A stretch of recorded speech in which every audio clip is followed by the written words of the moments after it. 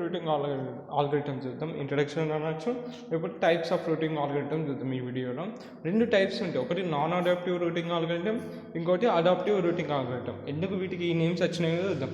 అసలు routing algorithms దేనికోసం వాడతారంటే source నుంచి డెస్టినేషన్కి ఒక బెస్ట్ పార్ట్ సెలెక్ట్ చేయడానికి రూటింగ్ ఆల్గరిథమ్స్ యూజ్ చేస్తాం. Least part or shortest part అని అనొచ్చు. ఈ రూటింగ్ ఆల్గరిథమ్స్ ఏం చేస్తాయంటే బెస్ట్ పార్ట్ని సెలెక్ట్ చేస్తాయి ఫ్రమ్ సోర్స్ నుంచి డెస్టినేషన్కి ప్యాకెట్స్ పోవడానికి.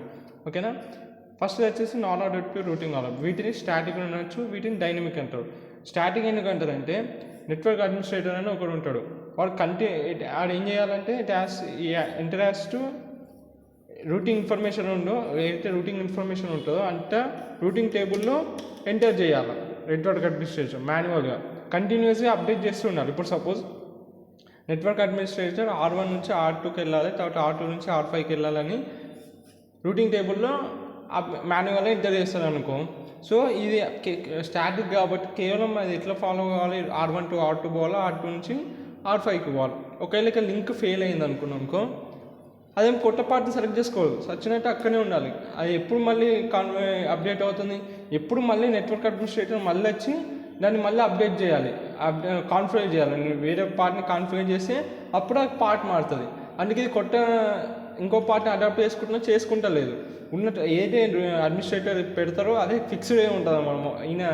ఈ నాన్ అడాప్టివ్ రూటింగ్ ఆల్గరిథమ్స్లో అది మళ్ళీ అప్డేట్ చేసుకోలేదు దానంతా సొంతంగా, ఓన్ డిసిషన్స్ తీసుకోలేడు. ఒక లింక్ ఫెయిల్ అయినా, సపోజ్ లింక్ ఫెయిల్ కాలేదు, ఇక్కడ టూ మచ్ ట్రాఫిక్ ఉంది అనుకున్నాం ఈ పార్ట్లో R1 టు R2 R3, ఇక్కడ చాలా తక్కువ ట్రాఫిక్ ఉంది. ఎక్కువ ట్రాఫిక్ 2 కండిషన్స్ ఉంటాయి ఎప్పుడైనా, ట్రాఫిక్ ఎక్కువ ఉంది లేకపోతే పార్ట్ అనేది క్లోజ్ అయిపోయింది, పార్ట్ అనేది లింక్ ఫెయిల్ అయింది. లింక్ ఫెయిల్ అయినప్పటికీ అది సచ్చినట్టు ఏదైతే రూటింగ్ టేబుల్ ఉంటుందో నెట్వర్క్ అడ్మినిస్ట్రేటర్ అప్డేట్ చేసినా అదే వాడాలి. ఇన్ కేస్ హెవీ ట్రాఫిక్ ఉన్నా కూడా అదే పార్ట్ వాడాలి. ఎప్పుడు మళ్ళీ నెట్వర్క్ అడ్మినిస్ట్రేటర్ వచ్చి దాన్ని లింక్ ఫెయిల్ అయినా ట్రాఫిక్ ఎక్కువ ఉందని 24/7 ఆయన చెక్ చేస్తూ ఉండాలి. తర్వాత ఇప్పుడు వేరే పార్ట్స్ కాన్ఫిగర్ చేస్తే అప్పుడు అది ఇట్ విల్ టేక్ డిసిషన్స్, సొంత డిసిషన్స్ ఏం తీసుకో. అందుకే కొత్త పార్ట్ని అడాప్ట్ చేసుకుంటలేదు. అందుకే దీన్ని నాన్ అడాప్టివ్ అంటున్నాను. స్టార్టింగ్ ఎందుకంటున్నారంటే మనం మార్చేవాడికి మారదు, అందుకే దీన్ని స్టార్టింగ్ అంటున్నాను. సో ఇది ఒక చాలా ఓల్డ్ అనమాట. అలాగే not using any routing protocols use చేస్తారు అంటే నెట్వర్క్ అడ్మినిస్ట్రేటరే చూసుకుంటుంది. అలాగే network routing distance always same, ఎప్పుడు సేమ్ ఉంటుంది. ట్రాఫిక్ ఉన్నా సరే, లింక్ ఫెయిల్ అయినా సరే, ఏదైతే అక్కడ పార్ట్ సెట్ చేసి పెడతారో అదే ఉంటుంది.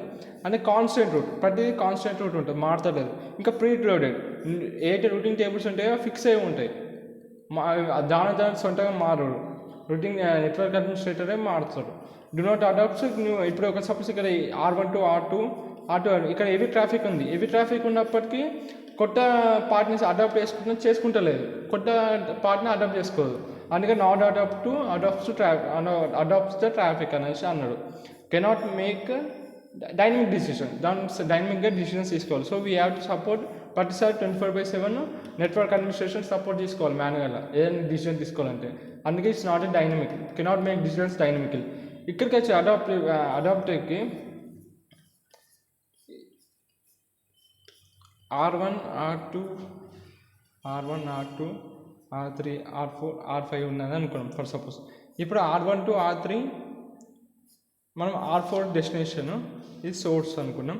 ఇప్పుడు R1 నుంచి R2 R3 R4 పోవాలి.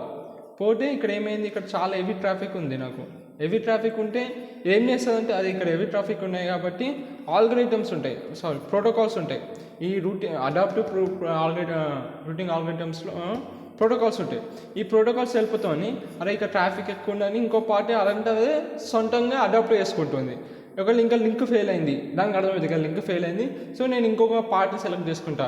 సో ఇక్కడ లింక్ ఫెయిల్ అయినా హెవీ ట్రాఫిక్ ఉన్నా దానంటే అదే సొంత ఓన్ డిసిషన్స్ తీసుకుంటారు డైనమిక్గా విత్ ద హెల్ప్ ఆఫ్ వెయిట్తో. అంటే దానికంటే కొన్ని ప్రోటోకాల్స్ ఉంటాయి. ఇప్పుడు RIP OSPF అలా ప్రోటోకాల్స్ హెల్ప్తోని, ఆ ప్రోటోకాల్స్ వల్లనే లింక్ ఫెయిల్ అయినా హెవీ ట్రాఫిక్ ఉన్నా దాన్ని సొంతంగా డిసిజన్ తీసుకొని తక్కువ ట్రాఫిక్ ఉన్న పార్ట్ని కాన్ఫిగర్ చేసుకొని వెళ్ళిపోతుంది అనమాట.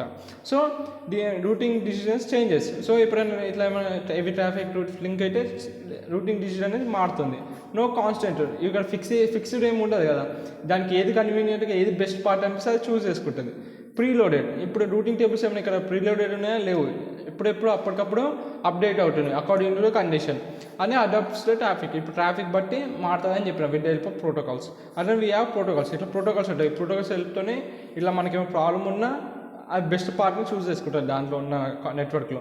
ఇది లేటెస్ట్ అనమాట. ఇది చాలా old non adaptive routing algorithm static కాబట్టి చాలా ఇది latest dynamic adaptive routing algorithm అనేది latest. If a link fails topology changes. ఇప్పుడు ఇది టోపాలజీ మనం సెట్ చేసి టోపాలజీ అనుకున్నాం R1 to R2 and R3 నుంచి R4కి డెస్టినేషన్కి టోపాలజీ అనుకున్నాం. కానీ లింక్ ఫెయిల్ అయింది. ఇప్పుడు ఈ టోపాలజీ మొత్తం మారిపోతుంది. ఈ పార్ట్ సెలెక్ట్ చేసుకుంటుంది అట్లా అనమాట. లింక్ ఫెయిల్ అయితే టోపాలజీ మొత్తం మారుతుంది.